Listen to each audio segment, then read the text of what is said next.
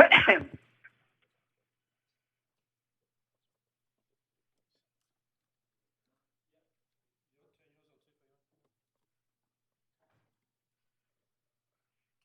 we're starting soon.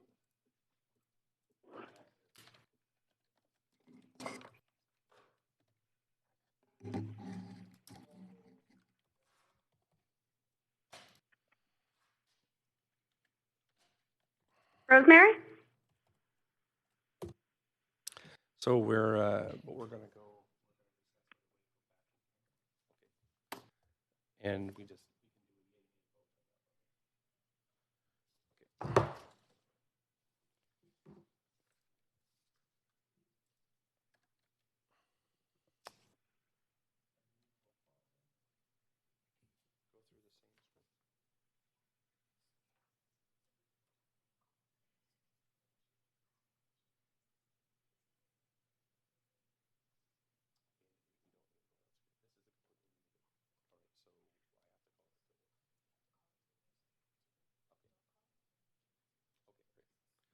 Okay, thanks, Council. So we're going to call the special council meeting of Thursday, March 19th, 2020 to order. This is our second special council meeting of the day, so we have to take the roll call. So I'll ask the clerk to do a roll call now. Mayor Stewart is in the chair. Councillor Clark? Here. Councillor DeGenova? Present. Councillor Fry? Here. Councillor Swanson? Here. Councillor Hardwick? Present. Councillor Weed? Present. Councillor Boyle? Present. Councillor Dominato? Here. Councillor Bly? Present. Councillor Kirby-Young? Councillor Kirby-Young? Present. You have quorum, Mayor Stewart. Thank you. And just to repeat, Council, this special council meeting has been called to declare a state of local emergency in accordance with Section 14.5 of the Procedure Bylaw.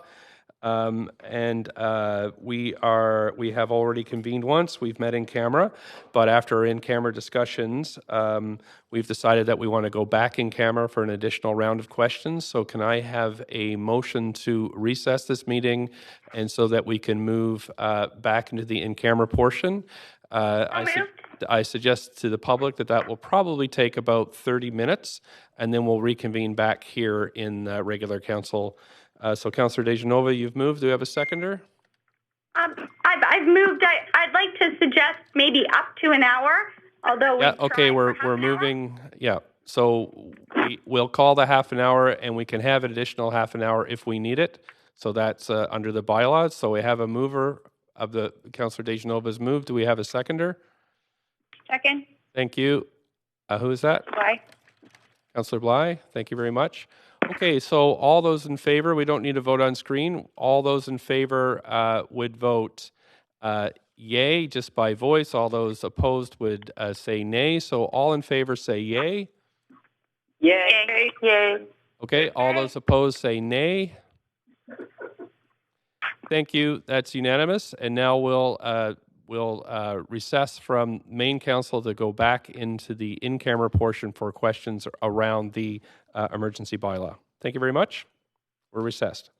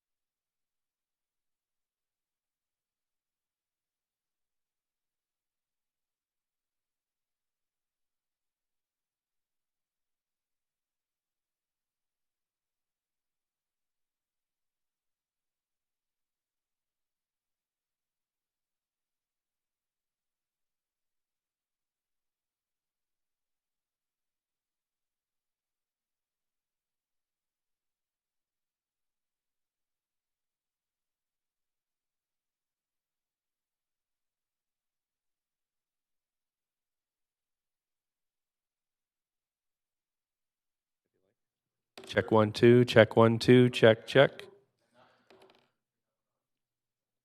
I can turn that one on.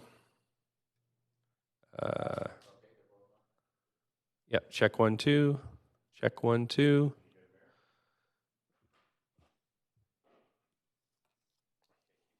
Check 1 2. Check check check 1 2. Reminds me of my rock and roll days. Check 1 2. Check. Yeah. Check 1 2. Right. Check check. Want me to keep going? Okay, check 1 2. Check check check 1 2. Check.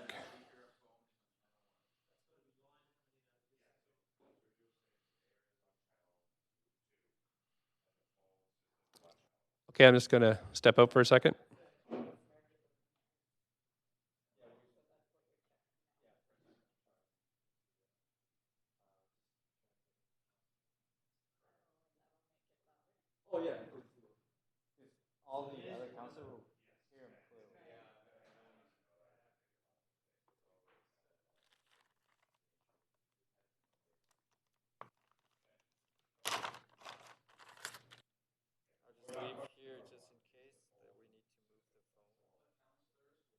So right now, they're all coming off of this phone.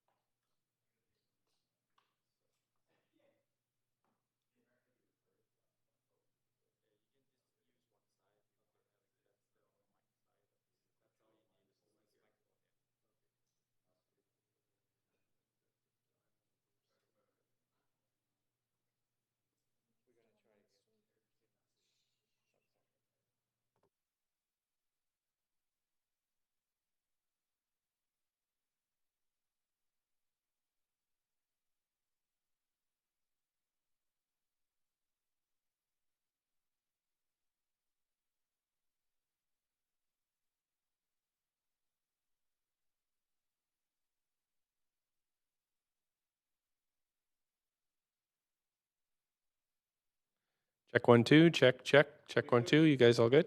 Okay. 604 829.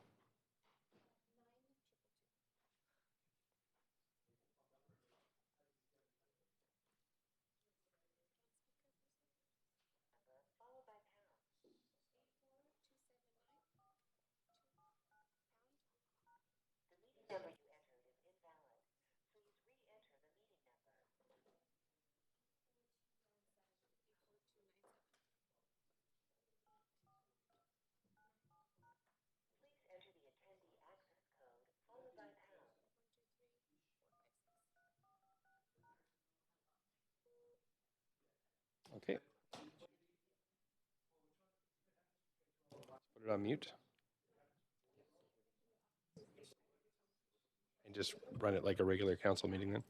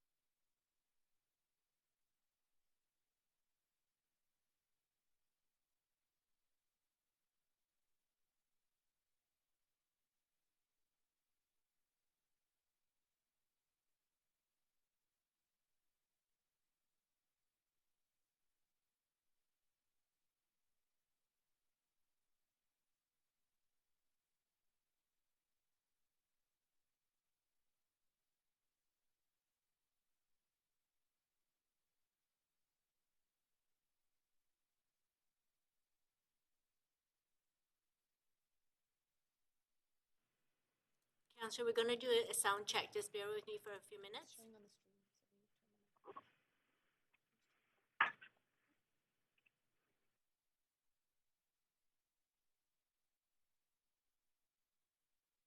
Turn on my mic too.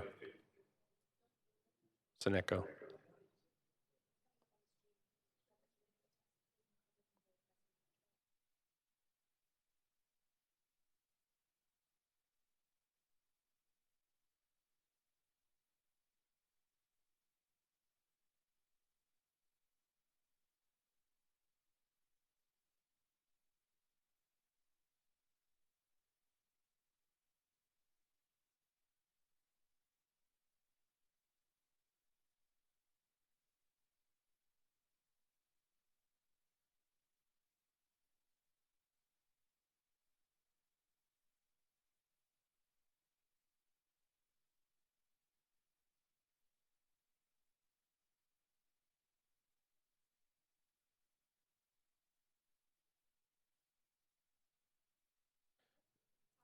Check 1, 2.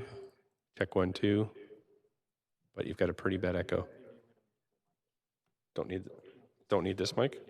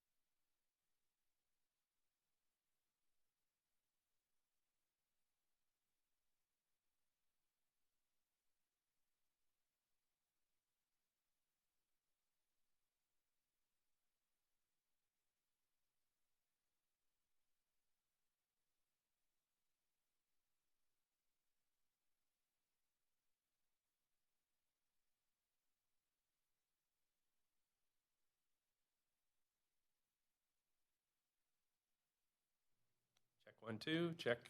Check 1, 2. Check. We got 1 thumbs up. Check 1, 2. Okay, 2. Want to try it with council? Okay.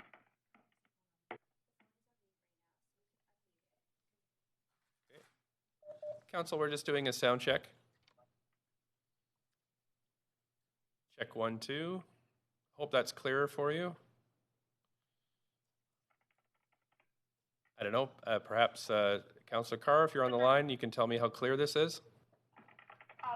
That's very good. Okay, great, thank you. I can hear people typing in the background, so it'd be great if you could mute, and I'm just going to mute right now again too. Okay, thanks. Sorry? We can convene. Okay. Okay, Council, so I'm going to reconvene us here in the special council meeting of Thursday, March 19th, 2020. Again, this special council meeting has been called to declare a state of local emergency in accordance with section 14.5 of the procedure bylaw.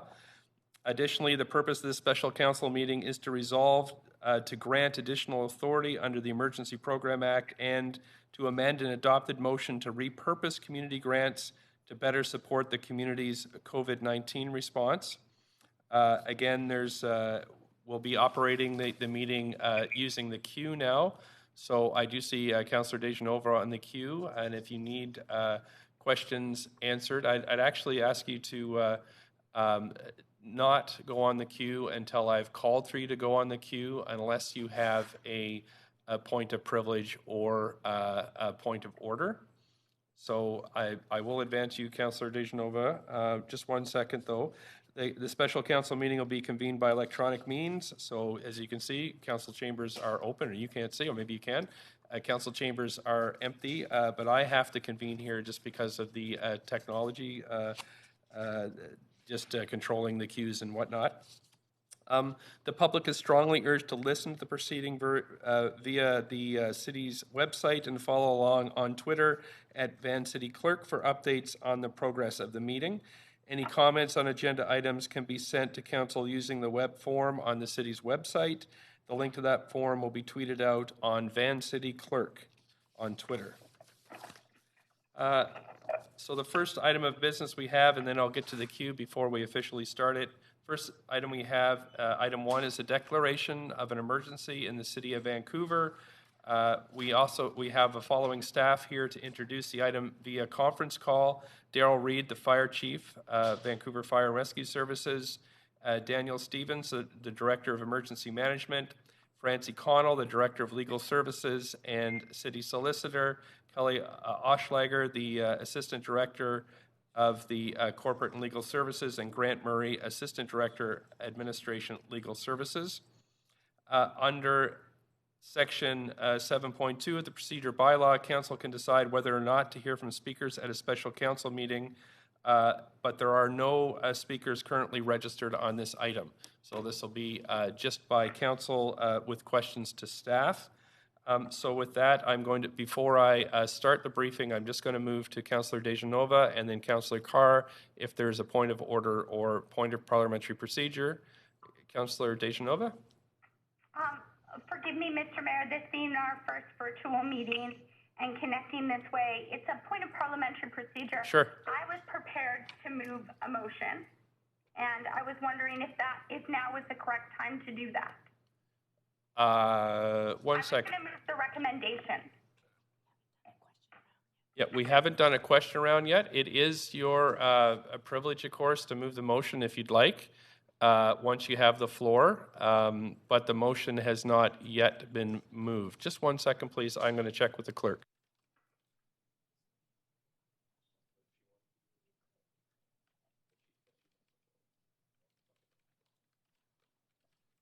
Councillor Dejanova, so it is your privilege to move the motion if you'd like. However, there is some interest in having questions. I just inform you, but so please proceed as you'd like. I understand that we can ask questions through a point of information. Yes, and use our time that way. So I really would, considering how imminent this is, and I really appreciate all of the work and time and thoughtfulness that's gone into this, I'd like to move forward with this motion, Mr. Mayor, and I'd like to move the recommendation. Okay. And I also had sent an amendment into the clerk and would like to move this as well. And it would be an addition, and it would read, and that, so I'm Wait a moving this second. separately. But she's I would like to move it separately. Okay, so if you're going to move it separately, Councillor Dejanova, what we need first is a seconder to move the motion. And, and who's seconding? Councillor Kirby-Young. Councillor Kirby-Young has seconded. So now, so the round of questions, the introduction of the report and everything has been pushed off by this. However, council can still go on the queue now because we're in debate and decision to ask points of information to myself, other councillors, or staff. So, Councillor Dejanova, you still have the floor. Thank you. I really just wanted to read the amendment that I'd like to also move separately, so we could discuss them separately if need be, and that council directs staff to prepare and schedule formal briefings to update council at least weekly, as long as this bylaw is enacted. Okay, I'm going to stop you there, Councillor Dejanova. What I have to do is move you to the main queue, but I will put the councillors back in order on the as they appear on the current list. So just bear with me for as clerks do that. Move us over to the main queue, and then of course, if your amendment is seconded, we would move to an amendment queue. So Councillor Dejanova has the floor, clerks, followed by Councillor Carr, and I'm sorry, there was a third councillor on the list. Councillor Dominato. Okay, great. So Councillor Dejanova, you have I'm just going to reset timers, so you have the floor for up to 5 minutes. Go ahead. I just wanted to, first of all, Mr. Mayor, if I could have a point of parliamentary procedure. Okay. Please go ahead.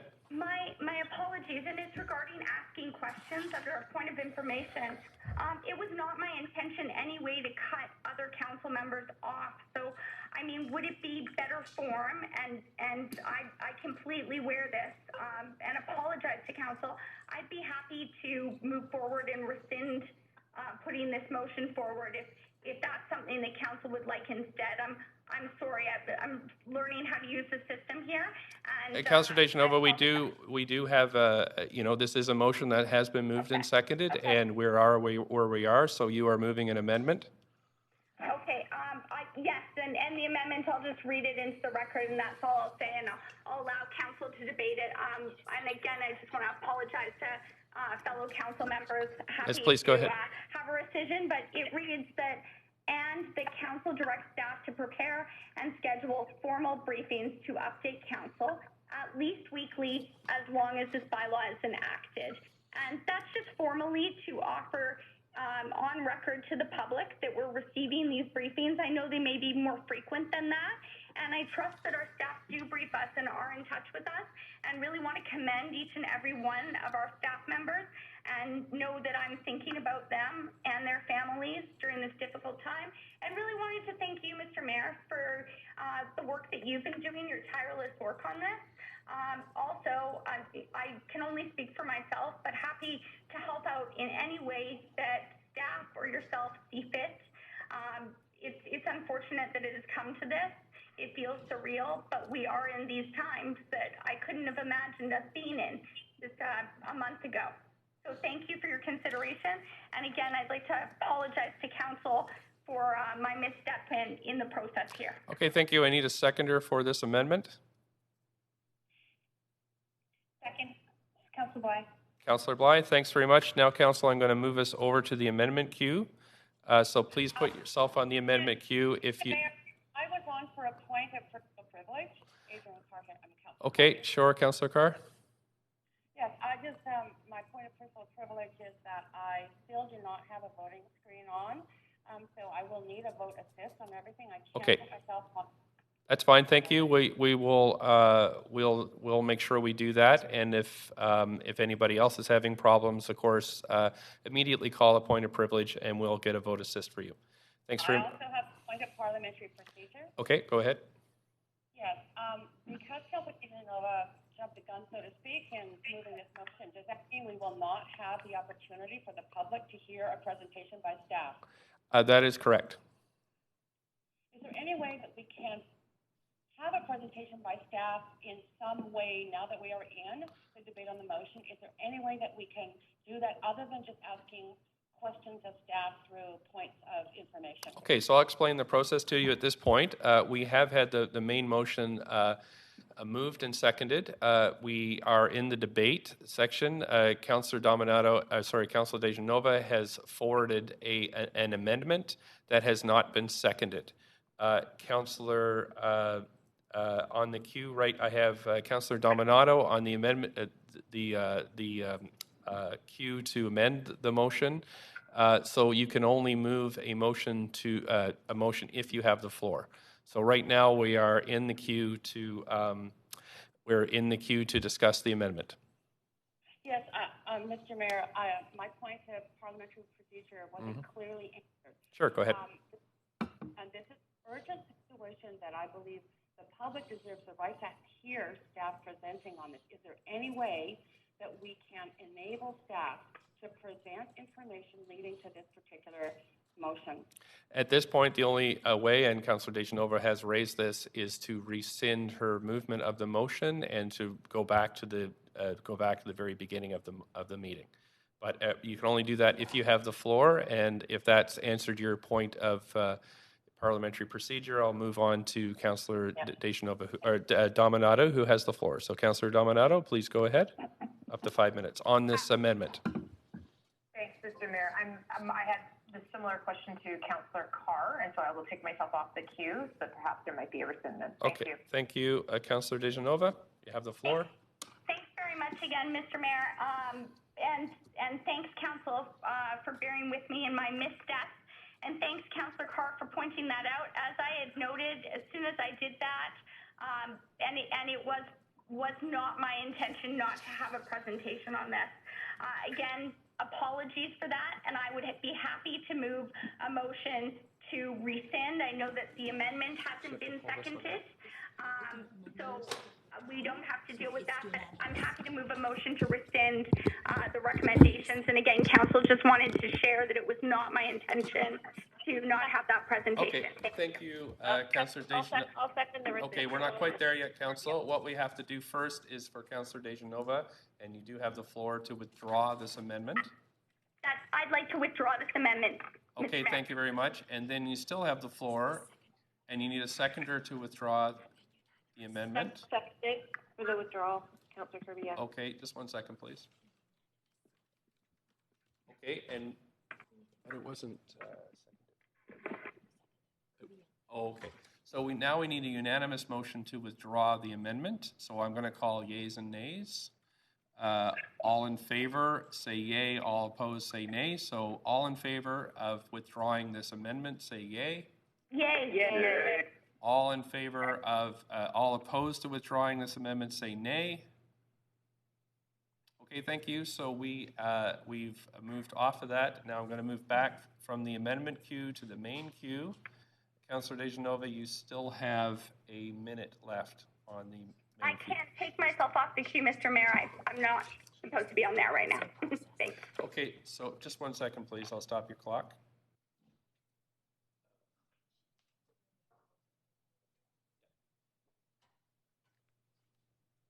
Okay, to Councillor Dejanova, if you intend to go back to reset, you're going to have to withdraw your motion to move your initial motion to move. Mr. Mayor, I understood that I just did. We did withdraw the initial motion. No, it was a different queue, and now that we're back onto the main queue, you'll have to do it again. I'd like to move to withdraw the recommendations with the intention that they be moved after. And again, I apologize. I think I've already said that once, and that applies to this as well. Okay, thank you. Need a seconder? Second. Thank you. So I'll do yeas and nays again. All in favor of withdrawing this motion, say yay. Yay. Yay. All those opposed, say nay. Okay, Council, so we've withdrawn this motion. I'm going to go back to the question queue, and we have Councillor Dejanova on. Do you have anything else you want to add before we hear the report by staff? Thanks, Mr. Mr. Mayor, I had always thought maybe it's a point of parliamentary procedure. So if you wouldn't mind maybe stopping my clock, I thought that we did usually hear presentations from staff and then we had an opportunity to ask questions. Yep, not when you have the That's where floor. I misstepped. My apologies. Okay, so again, the usual procedure here is when you have the floor, you can do whatever you like, and moving a motion would stop the presentation by staff. Anything else, Councillor DeGenova? Not at this time. I'll put myself back on the queue for afterward. I have no questions. Please, what I'm using the queue for now is for parliamentary privilege, points of order, or points of information, when you have the floor. So actually, anything about points of order or points of privilege would come up now. So unless you have one of those, I'd ask you to stay off the queue. Councillor Dominato, do you have a point of privilege or a point of order? No, nothing further. Thanks. Thank you. Councillor Fry, point of order, point of privilege, point of parliamentary procedure? No, I'm sorry. Yeah, you can drop me off there. Okay, so the queue is now clear, and I'm going to keep it clear until we've heard from staff. So staff, if you'd like to go ahead with your presentation, we'd be happy to hear it. Great. Thank you, Mr. Mayor. This is Sadhu Johnston, City Manager, and I'd like to take the opportunity to thank you for giving us a chance to give a quick overview of what we're recommending today. I'm going to just give a quick high-level overview, and then I'm going to ask our Fire Chief, Daryl Reed, to outline why we're asking for this. And I've got Grant here from the Law Department, who will talk a little bit about the practicality of how we're proposing to get it done in terms of this actual bylaw. Can you hear me okay, Mr. Mayor? I can hear you fine. Please go ahead. Great, thanks. So as you're aware, we've been working around the clock. The Emergency Operations Center is up and running, and we have been reviewing the types of issues that we're dealing with, the kinds of circumstances we might need to deal with in the days ahead. We were relieved to hear that the province declared a state of emergency under the Emergency Program Act, which means we don't need to do that, and they can impart those powers upon us. We do feel that there are a number of measures that we may need to undertake in the days ahead that this declaration of a state of emergency in Vancouver enables us to do. And as you'll see in the report, there's really three main areas. The first is for us to be able to use land or property. And when I say acquire, we wouldn't intend to take ownership or expropriate any land. This would be if we needed to use facilities in the community that we would be able to do that. So that could be everything from community centers to hotels and meeting places or other facilities of that nature. And that would be allow us to use them on a temporary basis. The second area is to procure on a first priority basis equipment that we might need, like personal protective equipment, supplies that we might need, or other equipment, and that we would be able to acquire that, procure it on an urgent basis, and that we would be able to gain priority for that. And then the last item on the list here is to give us the ability to restrict, limit, or prohibit through the issuance of written orders the use or occupancy of any premises within the City of Vancouver. This really, if there is an outbreak in a particular part of the city, in a particular facility, and we may need to close businesses or ask businesses to cease operations immediately around that area of outbreak, that this would give us the ability to do that. This is not to be intended to be on a broad scale, the entire city. For instance, through a shelter-in-place type of action, that is not enabled with this. Rationing is not enabled with this. What this really enables us to do is to restrict certain activities in businesses as deemed appropriate.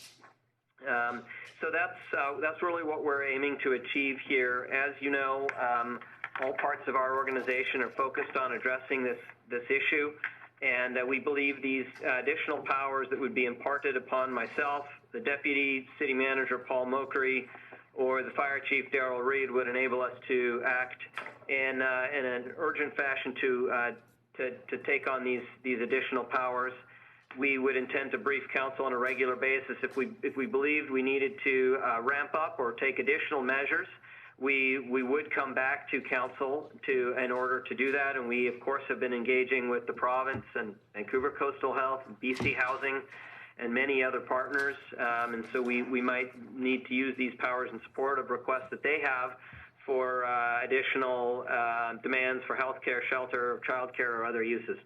So that's a quick overview of what we're doing here, and I'd like to hand it over to Darrell Reid to give you a little overview in terms of from his perspective on why we're asking for these additional powers and build off of the points that I've made. Darrell? Hi, so Darrell Reid here, Fire Chief, also General Manager of the Vancouver Emergency Management Agency, and my goal is to provide information as to why we would be making this request. First off, we want Vancouver's COVID-19 response to be faster, more nimble, and more responsive to changes in information that are available than has been happening to date. We feel that this bylaw gives us additional powers beyond the provincial declaration that would enable faster decision-making and faster actions to be taken. The benefits of that being that not only keeping Vancouver safer, but also keeping essential service staff, frontline staff, and first responders working in Vancouver safer. Some of the pieces of the bylaw, you can imagine that the ability to access facilities or land for purposes such as shelters, childcare, or meeting requests by Vancouver Coastal Health to address their surge capacity or other issues could be beneficial. The ability to procure on a first priority basis goods or services required to enable our response or to help us cope with the emergency, not only for the public, but also some equipment and supplies required for first response and frontline work. And then the ability to enable more proactive steps being taken to assist with social distancing. So those are some of the reasons, but it's largely about that nimbleness and that ability to respond quickly to new information and changes. Thank you. Thanks very much, Darrell. So ask our representative from the Law Department, Grant, to give you just a little sense of why we're not pursuing this under the Emergency Program Act, but rather are pursuing it through the Charter. So I'll ask Grant to jump in. Hi, it's Grant Murray with Legal Services. As Sadhu mentioned, the province has declared an emergency under the Emergency Program Act, and that may result in some additional powers for the city, although it's unclear as to what those are at this time. As a result of that, and because this is considered by many to be an emergency, we have recommended that the city enact a bylaw pursuant to Section 173 of the Vancouver Charter. That is a special section that no other local government in the province enjoys, and it authorizes us to declare an emergency, or the council to declare an emergency, by a 2/3 vote, and where the powers conferred on council are inadequate, they can declare the emergency and exercise the powers necessary to deal effectively with the emergency.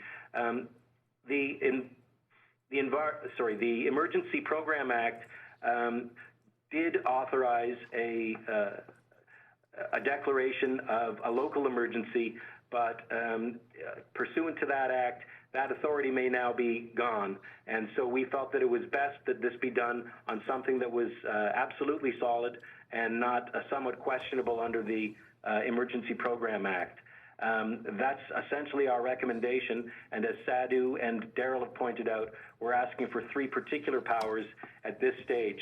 The bylaw could be amended in the future if certain things are required by council or determined by council that are necessary, but at the moment we're trying to keep this to a limited set of powers that appear to us to be imminently required. And that's it. Mr. Mayor, that's a quick overview from the staff. Short presentation there. Hope that addressed the key points that might be on your minds, and informing the public of what we're doing and why we're doing it. And just to close out by saying we believe that these powers will enable us to respond as the situation evolves. And, we are, as an organization on guard, we're working diligently to ensure that we're protecting our workers and the public while continuing to serve as the essential services that we provide to the community, policing and fire, water, sewers, sanitation. And our business continuity plans are up and running. We are doing what we can to ensure that we can continue to provide those services. And we believe that the powers outlined in this bylaw, should council approve them, would enable us to be prepared to respond in the days ahead. Thank you very much. Thank you very much, staff, for the excellent presentation. So now I'm going to open up the question queue. Councillors have up to 5 minutes, and I see Councillor Dominato on the queue. At the end of the questions, or whenever council would like to, someone will move this motion. So, Councillor Dominato, please go ahead with your questions up to 5 minutes.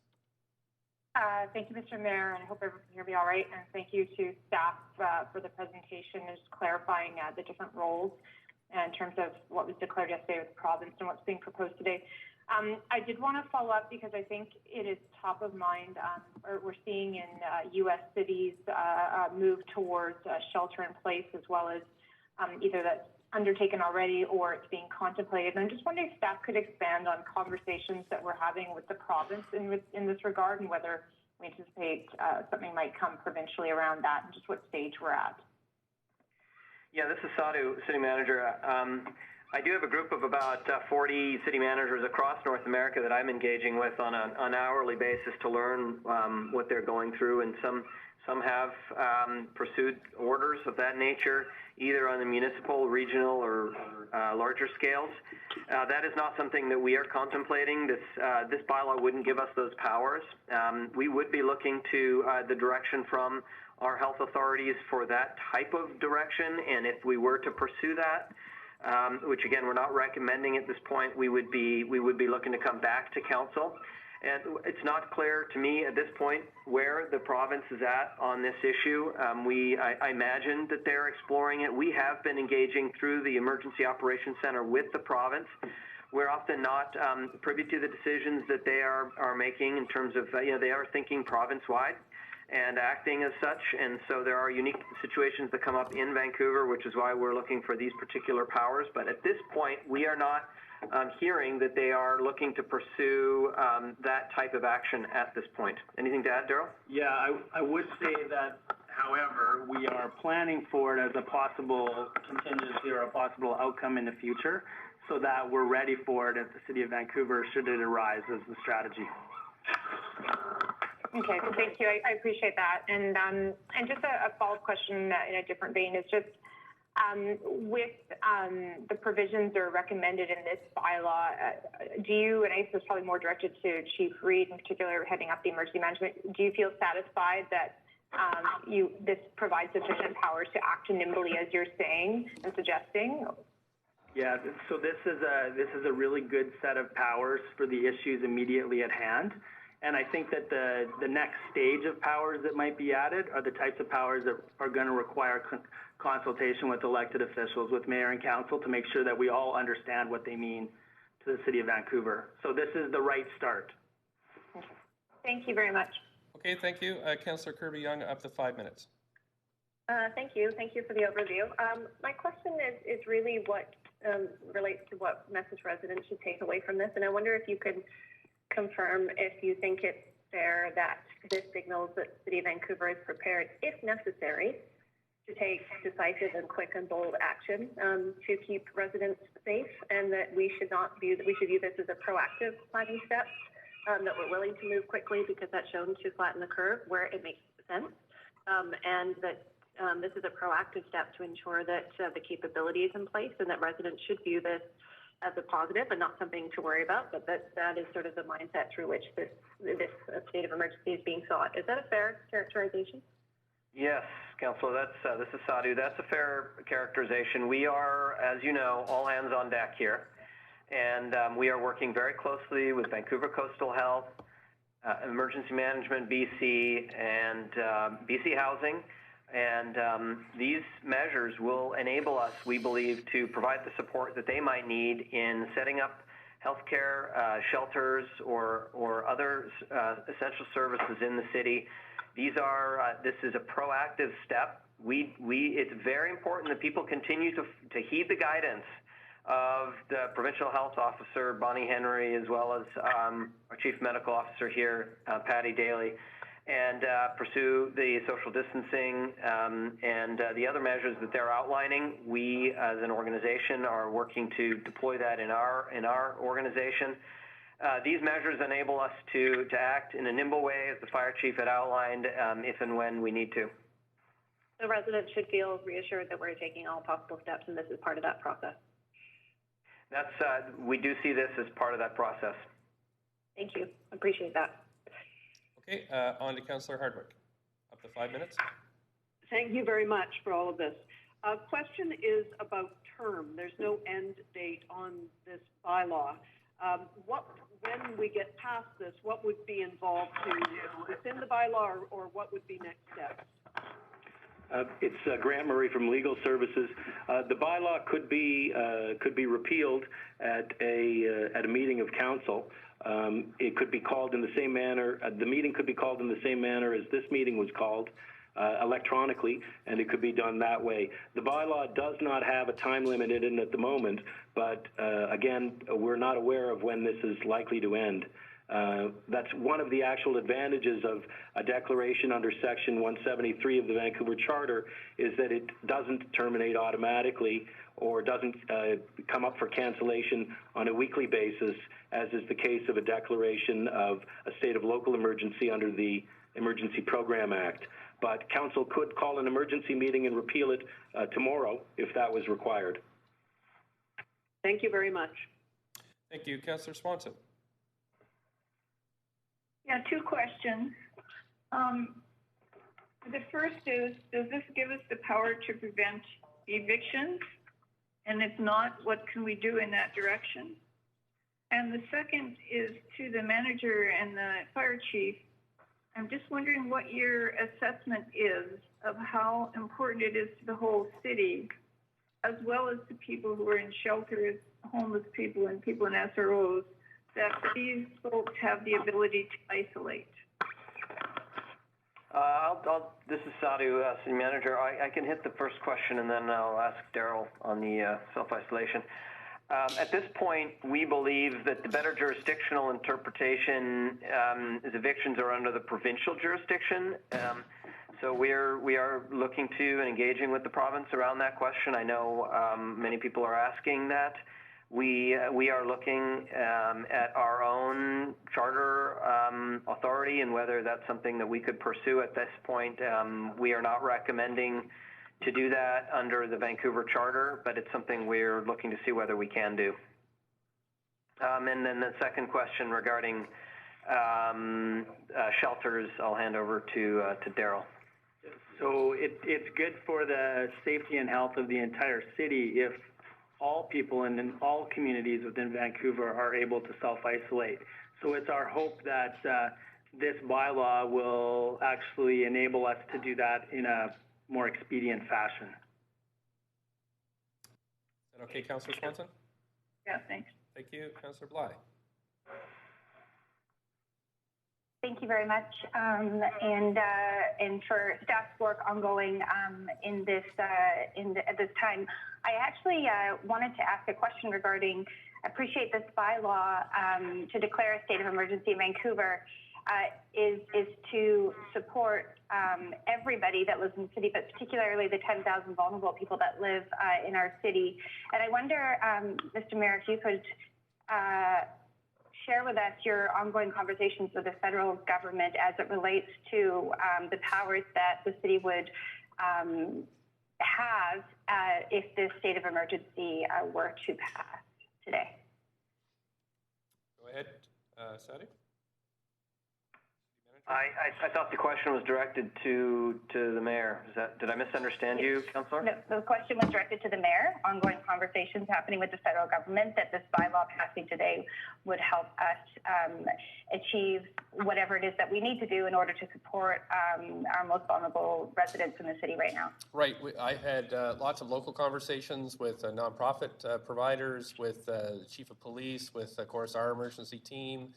As well as we've had discussions with the province as how this is going to work. But I was directed directly by the Deputy Prime Minister to say take all actions necessary, and that's why I've called this meeting and asked staff to put this together, because I think this gives us the authority we need to take all actions necessary at this moment. So I'm following the direction of the Deputy Prime Minister, Chrystia Freeland, on this, as well as talking to provincial counterparts. So this is what we need at this point, and of course, if we need more, then I would directly come back to council in the same manner.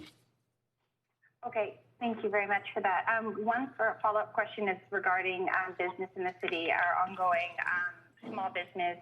You know, we're walking a very fine line between small business, larger businesses, and how to address concerns of employees going to work, and what is sort of essential and non-essential.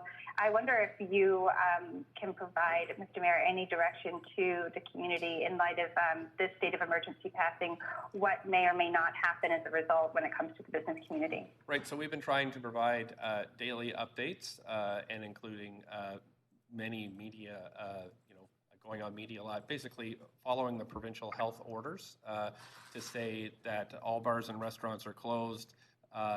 If businesses do not think they can have adequate physical distance for their customers, then they shouldn't open. However, restaurants that can do takeout and delivery, that's fine as long as their staff are safe. However, we're collecting information on a daily basis, and if that's not enough, then these measures help us go even further. We're trying to, really, I have conference calls most days with all kinds of folks around the city, different collections of people, asking them exactly what they need, and so taking direction from them. At the same time, the direction of the public health officials is really the most important direction we can get at this point. So I'm also working with them on a daily basis, and if the public health officials think we need to move further, this would give us the power we need to move ahead.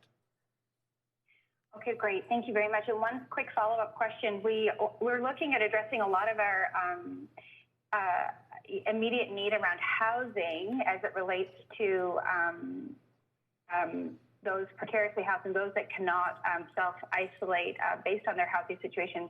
We're also in the midst of an opioid crisis, and I wonder, looking at 3B in the bylaw, it talks about medical supplies. I wonder if there's been any dialogue around our concerns, of course, with those suffering in this opioid crisis and how this could help them, if at all.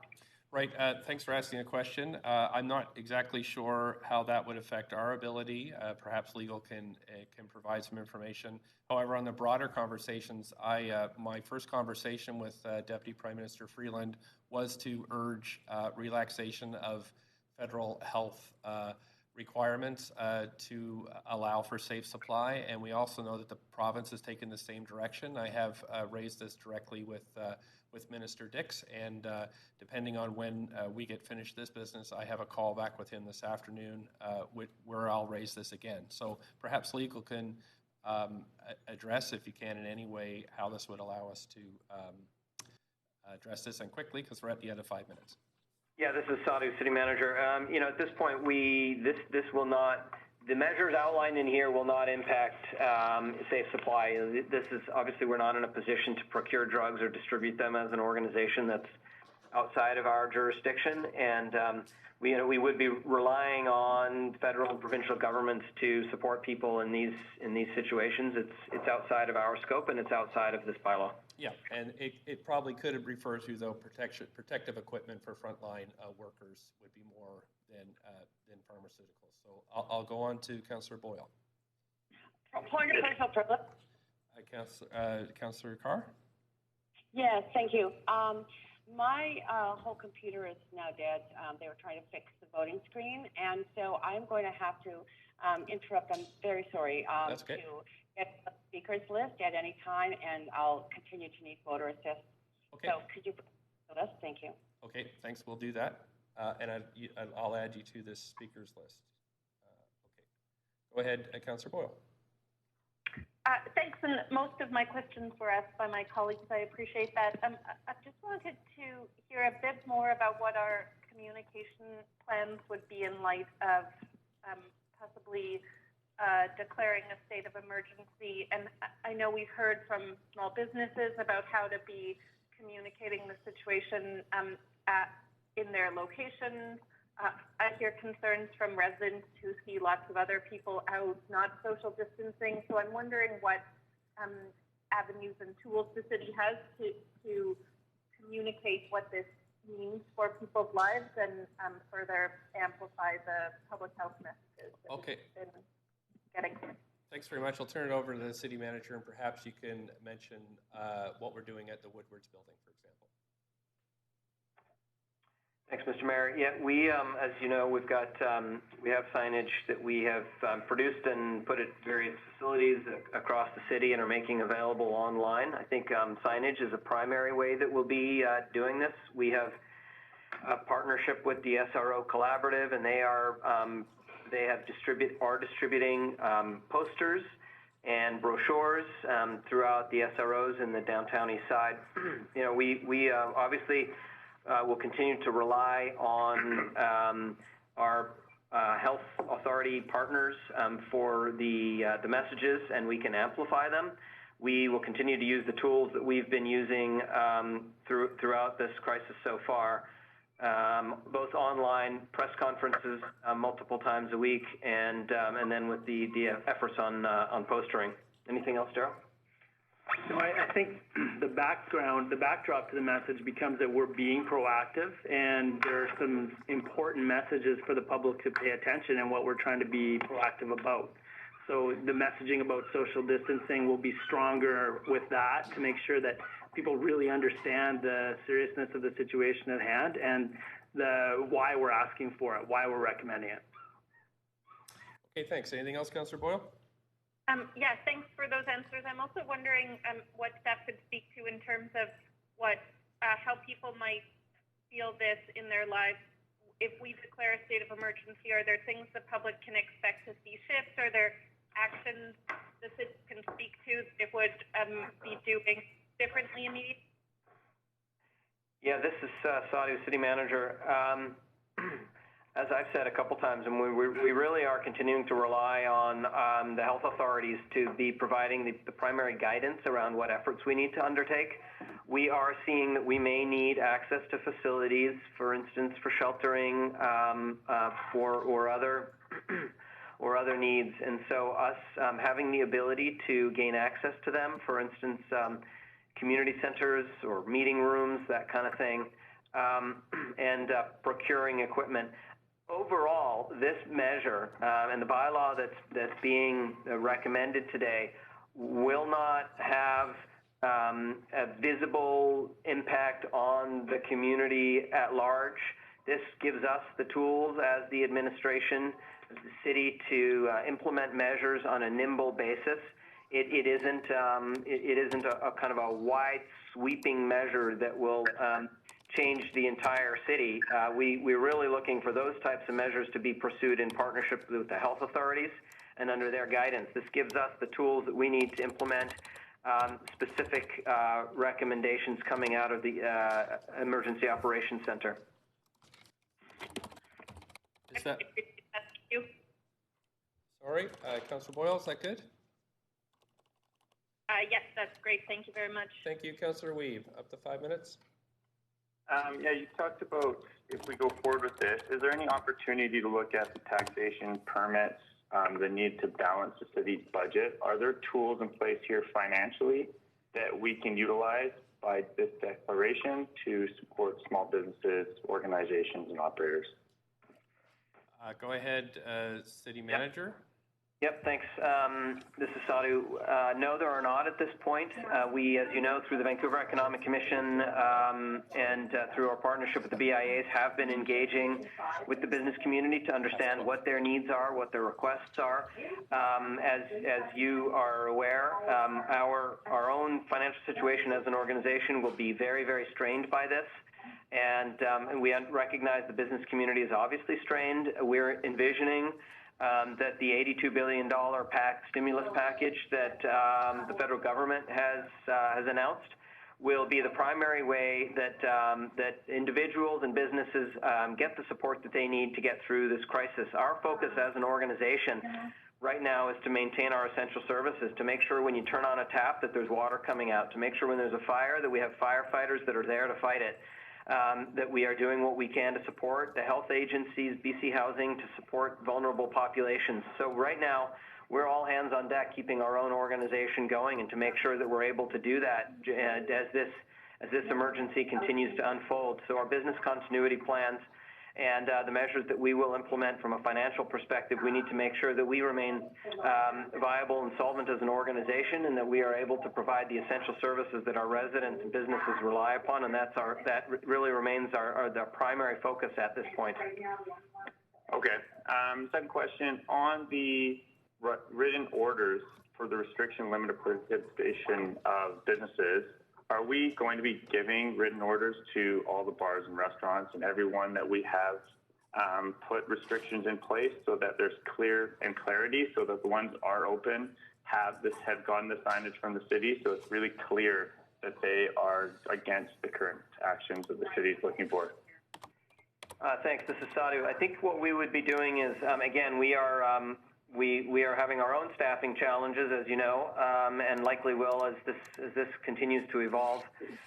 We would likely be pursuing this on a case-by-case basis. There are businesses that are in direct contravention of the directives. We would likely be going to those businesses and providing an order rather than providing orders to all businesses across the entire city in one go. Okay, and third component is kind of on our proactive approach. Do we have communication going out on where people can go, what businesses should they continue to support, how that can be done? And also, you talked about using facilities or rooms to rent out or turn into certain spaces. Do we have a proactive approach where we're asking community centers and we're asking businesses if they have space that could be available instead of utilizing our powers to take space? Are we looking proactively around the city to find space that would work for us? Yeah, firstly, I mean, I think generally our approach would be to, we are working to be proactive.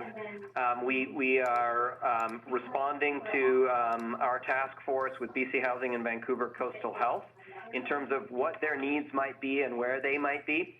And so we're not putting out a general call for everybody to offer facilities. We're trying to really understand what their needs might be for that surge capacity that the fire chief was talking about, and in areas where they might need it.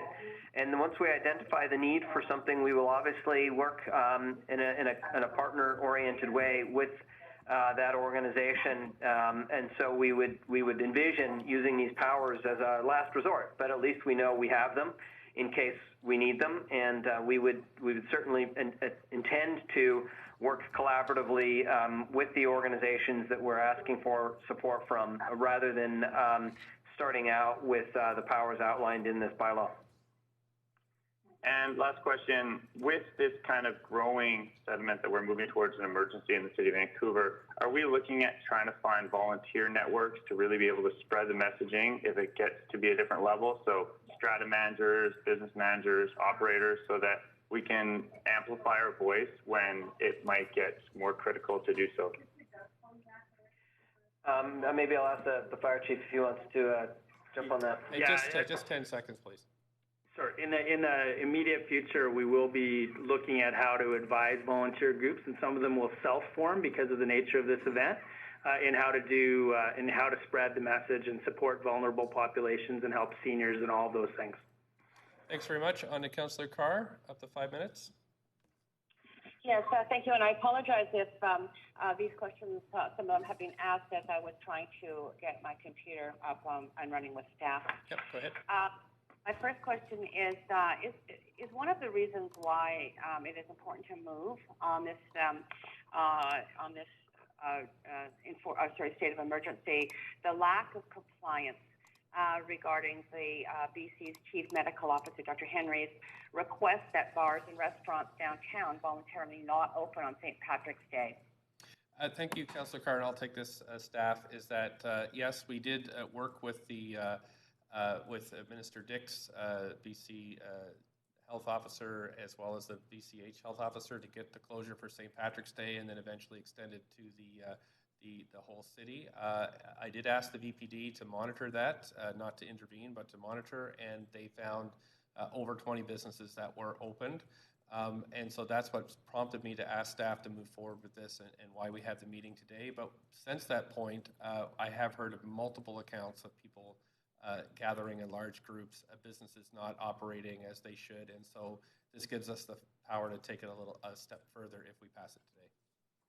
And just to confirm, I'm looking for affirmation that to really restrict community passing on of the virus, we really need to restrict that kind of personal contact, correct? Absolutely. There's two keys to this crisis at the moment. The first is to stop the spread of infection and to flatten the curve. But the second is to make sure the economic viability of the city and all the residents and businesses here. And so we're trying to strike a balance, and that's why we thought this was necessary for to stop the spread of the infection, while at the same time, if we have to take other measures, we'll be coming back to council for any larger decisions. My understanding, Mr. Mayor, is that this kind of a declaration of a state of emergency, it does position the city to be able to request reimbursement of funds from senior governments for the work we need to do to keep our city safe and the people in it safe and our local businesses going. Would this declaration enable us to, for example, potentially aid small businesses and in the end be able to apply to recoup those costs from senior governments? Perhaps I'll refer to the legal team in terms of the providing funding. In terms of recouping, that's really up to the senior governments. We are, constantly examining the finances here at the city and looking for what requests we need. But we do have now an emergency fund from the federal government of $160 million. If we get out of this work soon enough, I have a call with the providers of that funding to distribute across the city and across the region. So that really, this is by negotiation essentially. So I wouldn't say there's anything in this order that helps facilitate that. It is really a negotiation with the senior levels. And over to legal in terms of the provision of money to small businesses, et cetera. Yeah, this is Sadhu. I'll just jump in.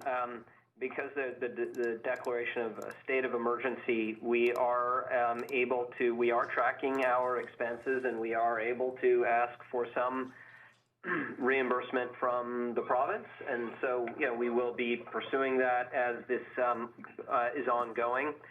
Obviously, closing all of our community centers, all programming, there is very significant financial losses due to lost revenue from golf courses and other facilities. So, we are seeing an impact there. This bylaw does not include any financial incentives to business. As I think the charter precludes us from providing financial incentives to business or support to business. So that's not something that we would be looking to pursue at this time, but it is something that we are making recommendations based on the input we're getting through the Vancouver Economic Commission. We are shaping recommendations and sharing them with other municipalities in the Lower Mainland here so that we can have a common voice to the federal and provincial governments around what types of incentives our business community might need from the $82 billion financial stimulus package that the federal government have announced. Great. I don't know how much time I have left. Just 10 seconds. So that's not enough time for a question. Thank you so much for the answer. Okay, thank you. Councillor Dejanova and then Councillor Swanson. Thanks very much. Just a few questions for staff, and it's more of a process question, but I've been asked by the public about the military, and if the military in Vancouver, I know that there are reserve bases in Vancouver, if they get involved in aid or helping out as well, and if our staff had any recommendations, if that goes directly through the federal government, or in specific times such as these, do those requests go through the Department of National Defense? So I was hoping there might be some comment on that. Thanks, Councillor Dejanova. I'll just take that question. I have spoken directly with the, Canada's Defence Minister and about this. He actually reached out to me to let me know what resources are available, but that is a federal decision. I know the Prime Minister has talked about the Emergency Measures Act, but we would have no direction under this order to have anything to do with the media, with the military. That would come from a request by me and then a decision from senior officials. Oh, thanks so much. Just a follow-up question to that, Mr. Mayor, and perhaps you'd like to address this. I was talking directly about sort of the local, I guess the local community in Vancouver. We have a number of different armories, and there's the Beatty Street Drill Hall, as well as the Seaforth. I was just wondering if to follow up to a previous question asked, in looking at ways to connect, if without a full complement, if there was any way to involve them in sort of some of the communications out, or for that to be utilized in any way. I understand that a military response, which was not what I was suggesting, is a separate question, but is there any way to try and include them without such measures as the Emergency Measures Act?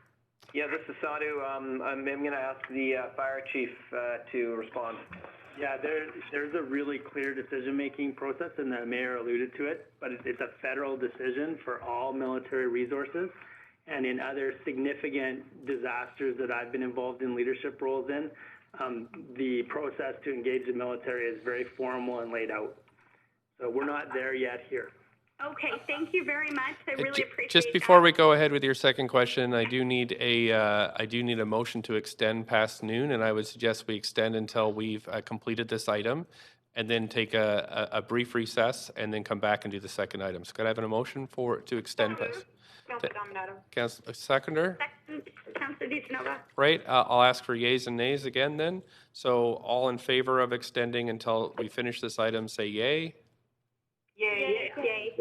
Okay. All opposed, say nay. Okay. Thank you. So that's passed unanimously. Go ahead, Councillor Dejanova. Thanks so much. So my second question is a follow-up on Councillor Carr's question about those establishments that didn't close. I'm wondering if, what are we doing to make sure that we at the Vancouver level, I know that our staff are doing an excellent job of communicating on social media, but is there any indication that maybe there wasn't understanding or wide understanding of the order and what has been coming down from Provincial Health Services and Dr. Bonnie Henry? Sorry, who is that addressed to? Staff, Mr. Mayor. Yeah, thanks. And I guess as we look across the world, I mean, there's people down in Florida that are partying on the beach. There's definitely some people aren't taking this seriously, and that is obviously to our collective peril.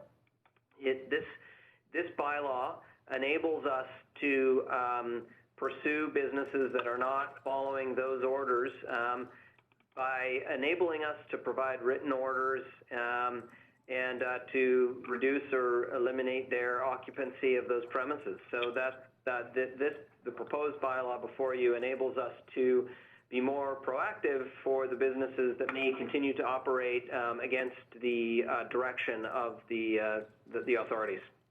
Thanks very much. And one last quick question in my last minute here is a question regarding goods and services and transportation of those goods and services.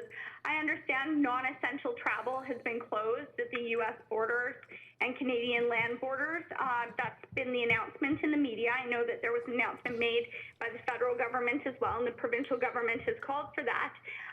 Could staff perhaps provide some information now or in follow-up as to what that means? Does that mean that goods can get back and forth, like commercial goods, things that we need here, that come across the U.S. border?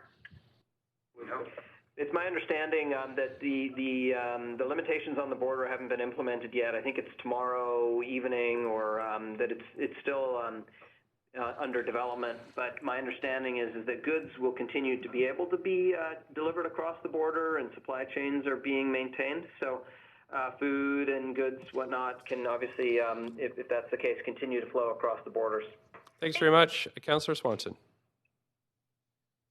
Yes, I'm just wondering if staff can tell us how long it would take for us to move to a shelter-in-place regime if it was decided that that was necessary. And have staff discussed with the folks at VCH and other health people what would cause them to recommend this? Yeah, this is Sadhu, and I'll ask Daryl to jump in too, as he deems appropriate. If something like that were to be called by the health authorities, that's something that they could call to be immediate, or they could decide that they could give people notice. That's obviously would be at their discretion, and it could be immediate. It's not something that is enabled or contemplated in the bylaw that is before you. And at this point, we don't have insight into the process that the province is going through in considering their next steps. Okay, thanks so much. Councillor Wiebe, I think you did have a. Did you have a round on this one? Okay, go ahead. Yeah, I did. And I was just wondering if we would like to move the recommendation. I'm just going to call to move. So are you moving the motion? Yes, I am, as recommended. Thank you very much. We have a seconder. Second, Councillor Dominato. Councillor Dominato, thank you. Okay, we're over to the main queue, which I'm going to clear now. So we're on the main queue. Thank you, staff, for your presentation. And now we're on to the main queue for debate and decision. Councillor Dejanova, up to 5 minutes.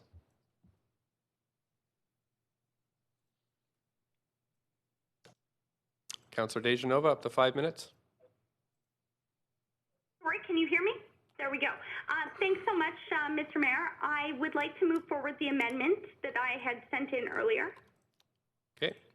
And that amendment reads, and it's just an addition, and I've explained it before, and it says, and the council directs staff to prepare and schedule formal briefings to update council at least weekly as long as this bylaw is enacted. And just speaking to that, I know that our staff do an excellent job in updating us. I've really appreciated all of the updates. I appreciate the long hours and that it takes away from some of the time that they can spend working on this to update us, and really do appreciate the response. I also have people reaching out in the community to me, and perhaps other council members do as well, asking how often are we updated? And I think that this just offers, that formally, that's what that would be. It could be a few times a day, depending on where the situation's at. It could be once a week, or it could be more somewhere in between. But for that reason, I'd just like to add this, and hoping that this is something we can move forward with. But very much also just wanted to speak to this, complementing the overall motion, and I think that it is important that we move as fast as we can to take the immediate steps to make sure that we're contributing in a way that shows that we're here not only for people who live and work in Vancouver, but for the public on a local scale, but also considering what's going on at the global level. I think it's really important that we all stay informed and are moving together in the same direction. And I just want to thank each and every one of you, my fellow council members, for the different questions and ideas and thoughts that have come in. I think it's been really helpful to hear from that. Great. Do we have a seconder? Second, Okay. Councillor Hardwick. Thank you, Councillor Hardwick. So we're on the amendment queue now. Clear the queue. Does anybody want to speak to this amendment? Councillor Fry, go ahead. Yeah, thanks, Mayor, and thanks, Councillor Dejanova. I'm prepared to support this amendment. I do want to highlight, and I appreciate all the time that we've taken to go over this, both in camera and then repeating a lot of those questions again for the benefit of the public. I do think that there's some important kind of moving forward steps that we need to see happen through this. In particular, I'm really concerned about the evictions component, and I'd like to have some assurances through this regular check-in that will be something that we're we're looking at in the event that the province or the feds aren't coming through in a timely enough manner.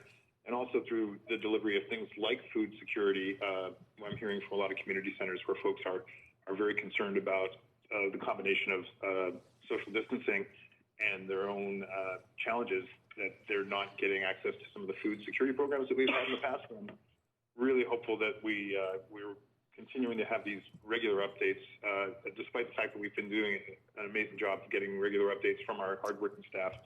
But I am supportive of this amendment. Thanks. Thanks very much, Councillor Carr. Great, thank you so much. You know, I first of all, I just want to say I appreciate so much the fact that we have been briefed regularly, and in fact, it's much more frequently than just a week or within a week. Sometimes it's every day or every second day, and that is and the response to our questions. So just a real kudos to staff for the briefings that you have provided. I don't see a harm in this. I think it's going on anyway, but it certainly makes it clear to the public that we are getting the briefing. So I will support the amendment. Thank you, Councillor Dominato. Thanks, Mr. Mayor, and likewise, I will support the amendment. It obviously puts in place a minimum requirement of updates, but I do want to acknowledge as well is that we have been updated on a daily basis at this point in terms of the sort of evolving changes around the response to COVID-19. I want to thank staff for that. Also acknowledging that we as councillors are also feeding into this response as we're hearing from different members of the public, from stakeholder groups, sector groups, around emerging concerns for them, and that we're playing a role in that response as well. And I see that continuing, and I also see and would expect that we're being nimble as well, is because things can change overnight. And so there will be times, and I think staff are responsive to that, where we're going to have to convene on a conference call first thing in the morning as a situation may evolve, or there's a need to come back together and, initiate something further. So appreciate the amendment, but I think it's just about being nimble, transparent, and keeping the dialogue flowing and working together. So appreciate that. Thank you. Thank you. Councillor Dejanova, up to 5 minutes. Thanks so much. I just wanted to close on this and thank staff. And again, thank you, Mr. Mayor, and your staff for the frequent updates. In no way was this to say that we were not getting updates, and we don't know how long this bylaw will be enacted. It's really hard to determine that, and I think that's one of the reasons we're here to discuss the overall motion. But I really just wanted to say to the staff that are a part of the presentation today, to the police chief, to our fire chief, to each and every staff member who's contributing right now to making sure the city continues to run and offers not only certainty, but I think what I've heard from residents is that it offers comfort to them. To know that things are moving forward, that there are frequent updates. And I just wanted to say, my thoughts go out to each and every staff member who is leaving their home to come to work, and also to their families. So I really wanted to state that. And I also, I'm hoping that, we can learn more through these briefings. And again, I think that formal briefings are one thing, but I do want to really acknowledge, as others have, that this is in no means is because we're not getting updates. I commend staff on the updates and the communication they've had with us. Thank you. Thank you. Okay, so that's it. We've had it moved and seconded, so we'll call a vote on this now. Councillor Carr, I realize you need a vote assist, so I'll just let people settle in and vote here on the amendment to the motion. It's Councillor Kirby. I also need a vote assist. Point of privilege, please. Okay, and how are we doing that, Clerk? Right. Okay, so you're going to have to vote verbally. Start with Councillor Kirby-Yung. In favor. Okay, Councillor Carr? In favor. Great. Okay, so that's passed unanimously. Thank you very much. I'm going to go back to the main queue. Councillor Dejanova, do you have anything else to add? Not at this time. I just, again, I think I've said it in the amendment, really appreciate what our city staff are doing. And it seems very surreal to me, the times that we're in. I appreciate, Mr. Mayor, that you have been tirelessly working with provincial and federal levels of government, and I don't see this as being different and moving in a different direction. I see this as moving in the same direction, which is what we have to do. We may have to separate ourselves by a meter to two, but I'm hoping that we're all moving in the same direction, and that's what I see. And really just want to state my thanks and my appreciation, and the fact that I'm very aware and alive to the fact that our staff leave their families every day, and there's considerations right now. I do see people in our city who are used to coming together and being close. I see our cultural communities. I see it throughout our city that, you know, there are hearts that are breaking right now over the fact that people can't come together, but we're doing this to make sure that we can move forward together. So thank you very much, and appreciate this recommendation and all of the information that staff have provided while working every day tirelessly 24/7 on this. So thank you. Councillor Carr. Yes, thanks, Mr. Mayor. I am going to support this main motion wholeheartedly, and I really also want to thank all the staff for the incredible work that's being done, not just frontline staff, but I think staff throughout all our operations, and those people within the city who really are taking seriously the orders by, not the orders, but the requests of the Chief Medical Officer of BC and also our own regional Chief Medical Officer to really do social distancing, which is so important in stopping the spread of, and slowing the spread of this virus. I also want to note that this motion does come at the urging of Chief Reid, who is the head of our Emergency Operations Center, and I take his advice wholeheartedly to move on this as a necessity, recognizing that voluntary requests were not voluntarily complied with, and that specifically on St. Patrick's Day and the businesses that stayed open, does put at risk people, and it's our responsibility to protect people and to ensure that the risks to them are minimal. So I'm really pleased to support this because I think it is an incredibly important move for the health and well-being of people, and I really appreciate, Mr. Mayor, the work you're doing federally and provincially through the Mayor's Caucus, regionally, also through the Big City Mayor's Caucus, through your conversations with the ministers at the federal and the provincial level to ensure that the real needs of Vancouver are being forwarded as they prepare various kinds of compensation packages and support packages, not only now, right now, in the sort of immediacy of the crisis that we're in, but I'm also expecting over the longer term in terms of economic recovery and the ways in which we can re-stimulate the economy, especially to handle not only this emergency, but in line with handling the emergencies of homelessness and affordable housing and the climate crisis. And I think we can tackle them together as we move forward over the longer term. Thank you. Councillor Swanson, up to 5 minutes. Yeah, thanks. So I think if we're going to err, it should be on the side of caution. And this motion gives us a little more power to take action, to get the supplies we need to acquire buildings for people who need housing and shelter and care.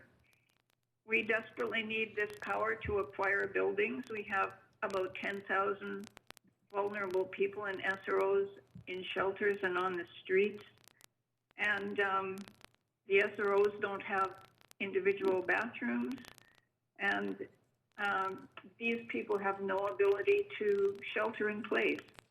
We also need a safe supply of drugs for people who use substances, and I'm hoping we can use this emergency power to get some hotels with bathrooms who are in shelters and homeless. We also desperately need eviction protection. If Doug Ford can do it, I don't see why John Horgan can't. But if he doesn't do it, before the 1st of April, I think we should definitely try expanding our city emergency power so we can prevent evictions in Vancouver. And I just wanted to end by thanking all the city staff and also all the people who are working in healthcare and nonprofits and grocery stores on the bus. Stay safe, everyone, and take care of each other. Thank you, Councillor Swanson. Councillor Dominato. Thanks, Mr. Mayor. And briefly, thank you to our staff who've been undertaking, I think, working around the clock. I think that it's fair to say that, we're dealing with a public health emergency and that there's a lot of anxiety out there. People have been using the term unprecedented, and I think that at all levels of government are trying to respond to the best of their ability, and I'm very appreciative of the leadership we've seen provincially and federally as well. And so I think that just for the public's, understanding is that we are taking this seriously as a city. I think that's demonstrated in the actions to date, that we all have a role to play, and we're trying to do our part here. And I think that having our head of emergency management response, Chief Reid, saying that these are measures, the powers that are proposed in the bylaw will allow staff to be more nimble, to be more responsive in terms of accessing facilities as needed, procurement and so on. I'm very supportive of that, and recognizing there may be some other powers under the provincial state of emergency that were called yesterday that we may be able to tap into. But I think that we're here dealing just simply with this bylaw today. As I raised in my questions, I look forward to further information through staff and through you, Mayor, with the dialogue that happens provincially and federally, but particularly provincially around shelter in place and whether that's a necessity. That's come up a few times as we're seeing other cities move in that direction. Appreciate also the concerns around identifying, and I gather staff are working on this, place for people who need to self-isolate and that don't have a place, that we're looking at means to address that.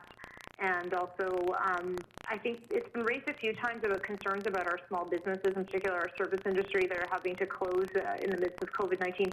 And recognizing that we are looking to the federal government and province around what may be available to support those businesses, but I also look forward to the information that we're gathering through VEC from our different stakeholder groups and different sector groups, and getting their input and what are some measures at the civic level, at the municipal level, that we might undertake to maybe give some flexibility to small businesses. Because I think for me, while I know we're in the midst of emergency response now, I'm thinking ahead to the recovery phase and how do we help those small businesses along going forward? How do we help our residents adjust?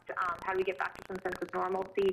And the sort of planning and thinking that will go into that as well. And again, recognizing the bylaw doesn't deal with that today, but it does afford us some measures to address the response at this time. So I support the bylaw, and I just wanted to reflect those thoughts. Thank you, Councillor Weep. Yes, I'm just happy to move this forward as we show strong leadership here at the City of Vancouver. But I do think this is going to be a start of a long process. We have a lot of work to do to really clarify the messaging to the public on how and what we can support with our businesses. And it's not just our businesses now, it's all the people that have been laid off over this past week. I think we really need to recognize that employment insurance will not be enough for them to be paying rent at the end of this month. The landlords are in uncertainty. I think businesses are in uncertainty, and the public. And so I think there's a lot of work for us to do to advocate to ensure that the people right now that are struggling to understand how they're going to put food on the table or pay rent at the end of the month really get taken care of. And so I think this is just a start. I really appreciate all staff's work and the mayor on really kind of moving forward as quickly as possible to show leadership. And now I think it's time for us to really figure out how we can support the clarity of the messaging to every person in Vancouver, as well as every business, and also ensure that we're providing the supports as quickly as possible in this time of uncertainty. I really appreciate everyone's work on this. Thank you. Councillor Kirby-Young. Thank you. I'll be brief because I hope we can do this quickly and let staff get back to the COVID response, because I realize that there's a lot to be done. I just want to make a couple of comments for the public, and that is really that I want them to walk away with the perspective that the City of Vancouver is not afraid to take bold actions to keep its residents safe, that the City of Vancouver recognizes the tremendous impact that this is having on people and their livelihoods, and people's mental health and well-being, that people have a lot of questions, and it's an unprecedented time, and everybody's working together. I'm incredibly appreciative of all the medical personnel and the frontline responders, but I do want to say that I think this is one step, and when we look at the other jurisdictions around the world, the one I think I've lost you there, Councillor Kirby-Yung. all of the recommendations from health officials with social distancing, and that it can multiply and get much worse much more quickly if we're not bold and we're not proactive, which is what we're talking about here today. I think this is one step. I think that we need to be very clear that the City of Vancouver is not afraid to take bigger and bolder steps, recognizing that there's going to be short-term pain, but it is for the greater good, and that may involve a shelter-in-place option at the right time. But I want people to recognize that the council isn't afraid to do that, and that we have to learn from the other jurisdictions that have gone before us and not think that it's different here or we're somehow managing it differently. It isn't.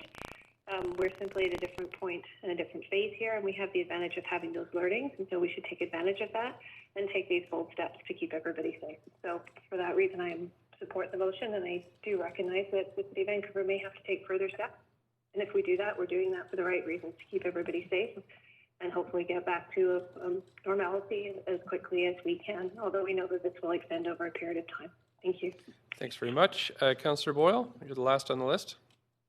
Okay, thanks. I'll just echo some of my colleagues in saying that I think this is an incredibly important step that reflects how seriously the City of Vancouver is taking this pandemic. One thing that's been made really clear in this pandemic is how much we rely on one another, and in this moment it's clear that means relying on one another to maintain social distance while every level of government acts urgently in the common good.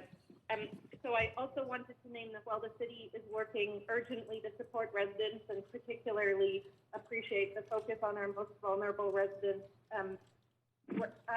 residents across the city have been engaging in efforts to support one another, and we've seen those popping up online and in all sorts of ways, and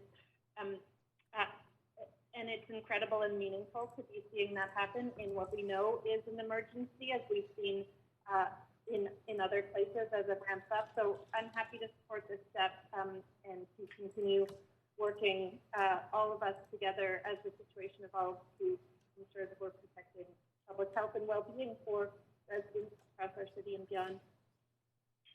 Thank you very much. That's it on the list then, Council. So I'm going to call a vote on this motion.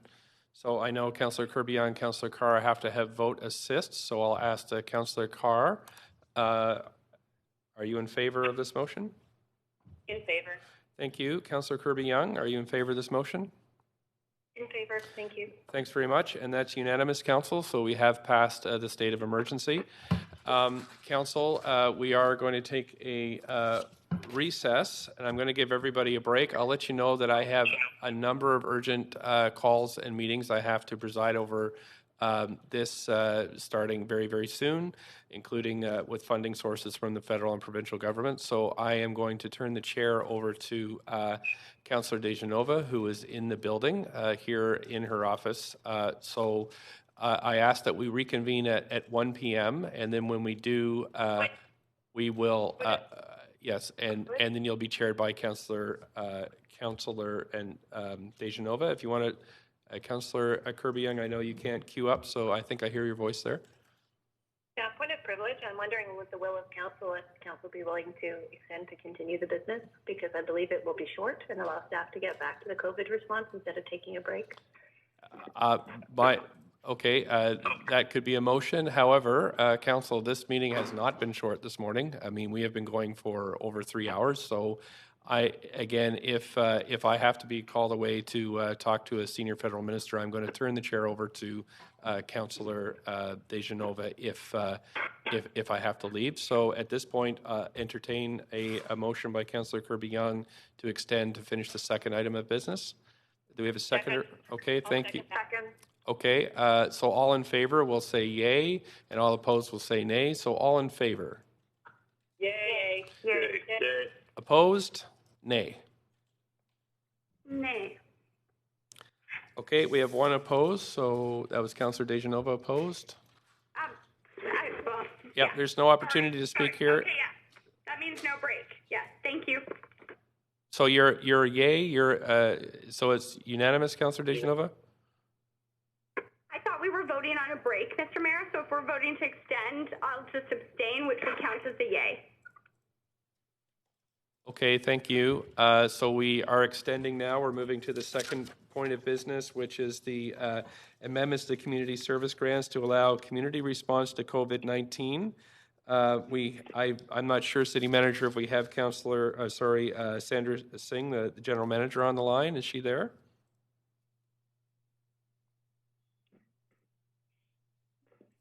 Oh, hi there. Sorry. Just turning off the mute. Yes.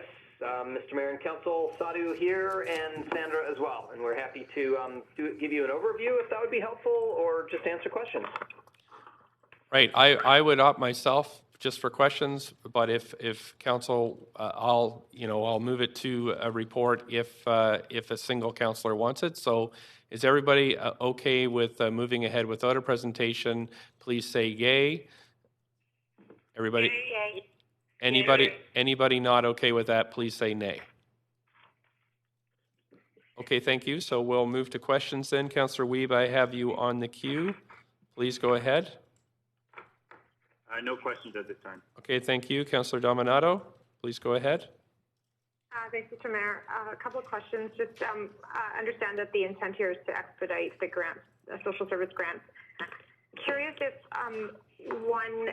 it will be, is it clear to the grant recipients that these are the funds, there's not any additional funds. So if they choose to use those funds for COVID response, are they expecting any additional funds in addition to what was already allocated by council? I guess I'm looking for some clarification on that, and I have a second question. Okay, thank you. Go ahead. Yep, go ahead. Thank you. Sandra Singh, General Manager, Arts, Culture and Community Services. So, yes, Councillor, if this is approved by Council, then in our communications with our grant recipients, we will make that very clear. Thank you. Second question, Councillor Dominato. Yeah, and related to that then, because I think it's really important to set those expectations for people, is that will we be getting, in light of the shifting situation and the impact on our budget, will we be getting a quarterly operating budget? I'm not saying right now, but in the next couple of months, to give us a sense of where we're at, given the loss of revenues and given that we still have grants that we've dedicated and allocated and things like that. Yeah, this is Sadhu, City Manager. We do a quarterly budget report for council, and my expectation would be, as we get a handle on the financial implications of this, we would do reporting to council outside of the standard quarterly budget reports, and we're going to work to understand the implications, and we're going to need to deploy measures to reduce our costs. And we'll be in discussions with council as we look at the options, and we're going to be looking for council's feedback on that. So, yep, we will be engaging as we start to get a handle on it. Okay. Thank you. Okay, thank you very much. Councillor Fry. Yeah, thanks, Mayor. And I certainly don't want to take up much more time after the amount of time on the emergency motion earlier. I'm curious, though, do we have a game plan in place for how, with a lot of the community center closures, how we're going to deploy a lot of these resources with these grants, and as far as best practices for physical distancing, and how are we integrating these so that we're keeping people safe while deploying these funds? So, Councillor, these grants are going out to the various. We're proposing that with this redeployment of with this permission being granted, if approved, to nonprofit organizations, each organization within its service community and within its services will make decisions about their services and responses in line with public health direction. So that could be something that we we explicitly state in the communication with them, is that our expectation is that they are following public health guidelines. But in terms of the hundreds of organizations that these grants impact, it's not at this point our intention of kind of directing at their service level how they're operating. Sure. Could we, though, add some kind of condition to ensure that they are, just even a follow-up note to advise that this is the direction we'd like them to pursue, and as almost a legal sort of context? Well, in terms of their work with their communities,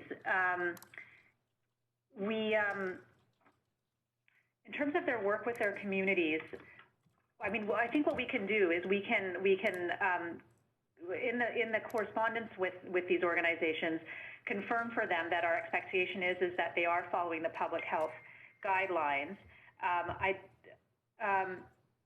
I'd have to take away. Let me take away, and we'll think about it if the council approves this in our implementation. How we might want to word that expectation strongly, if that's all right. Yeah, I appreciate that. Thank you. Okay, yeah. Thank you. Councillor Swanson. Yeah, thanks. I'm just wondering if you know if these nonprofits that are getting grants are able to get the supplies and the protective gear and stuff they need for the response. Are they able to get gloves and hand sanitizer and things like that? So we know that there are a number of different discussions happening around access to supplies, such as hand sanitizer and gloves. At this point, for the nonprofit sector as a whole, we don't have a city strategy in terms of supplying these types of resources to nonprofits. We are in discussions specifically within the context of Downtown Eastside nonprofits, the core supplies that are needed to support the community.